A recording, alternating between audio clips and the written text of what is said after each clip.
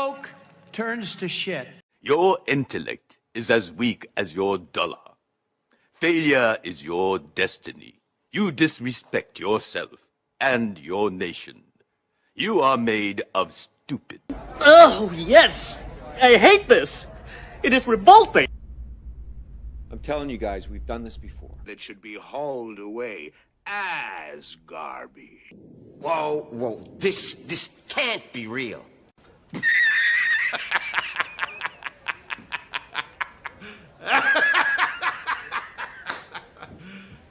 You serious? My goodness, it really has been a day.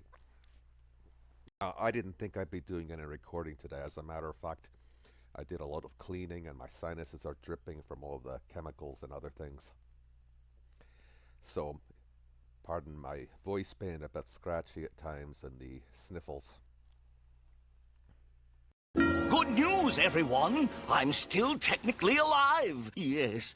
Thankfully, today I come to you with some pleasant news, or at least interesting news, about Doctor Who and the entire state of Disney, the BBC, and what's going on with Russell T Davies. So let's jump into it. So this comes to us from The Sun, and let's see if I can find the author, Rod McPhee. TV editor exclusive, Exterminate. The headline says, Doctor Who facing an axe as lead star Ncuti Gatwa supposedly quits amid woeful ratings.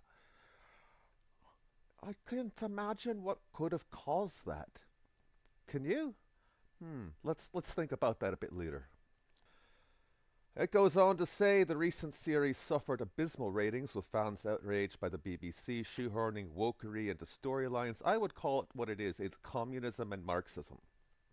It's not just the normal wokeness that were crammed into this show. It's anti-capitalist messaging all over the place and just bizarre ideas of the far and extreme left.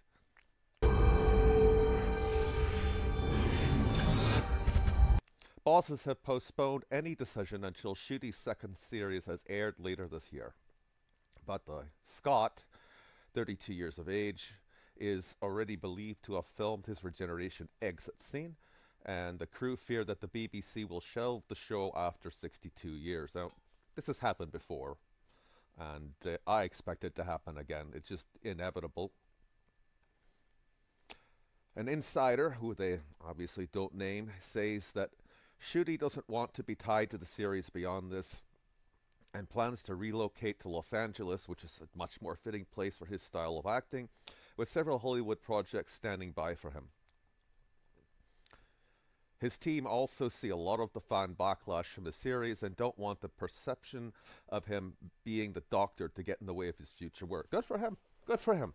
He realizes that the show sucks and that people hate it, and he doesn't want it to ruin his career in whatever films he wants to do in the future. I think, wasn't he in Barbie?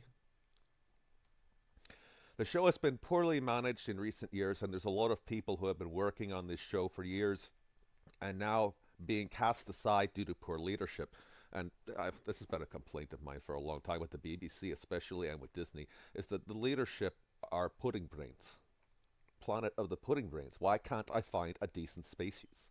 And it's just all you're going to get.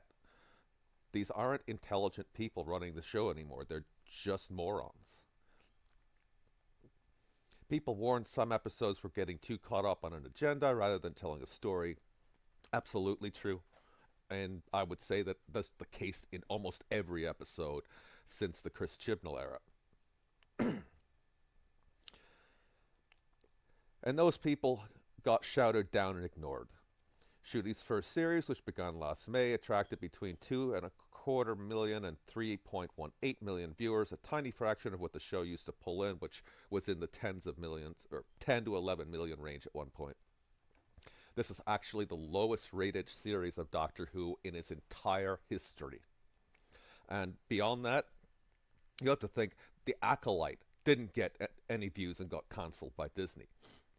This show got fewer views than The Acolyte on Disney+.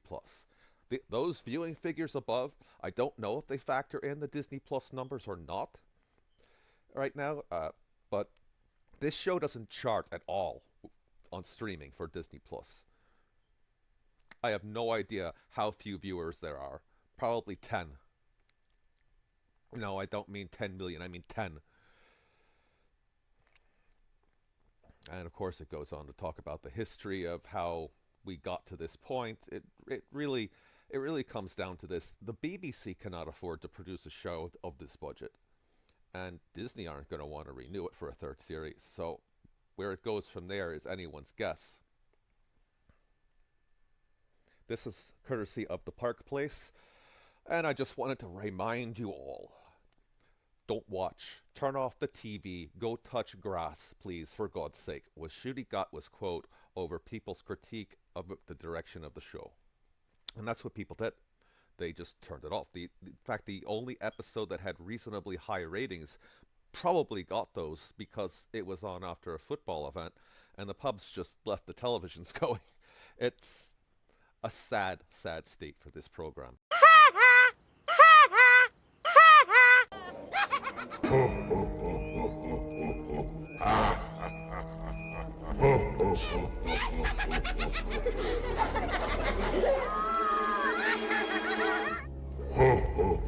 Get what you fucking deserve! Now we come to the rumor and speculation zone. This article is posted by the BBC on Friday.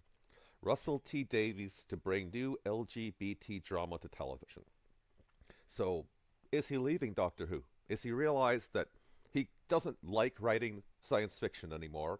He doesn't really care about the show anymore, and his entire passion for years has been writing LGBT dramas. So, this makes perfect sense. I have no idea who's going to replace him, if anyone, or if the show is just going to get cancelled. In any case, this what is the title of this show? I know it was up in the headline. No, it wasn't. It's like Tiptoe, I think. I think it's called Tiptoe. Let's look at the article.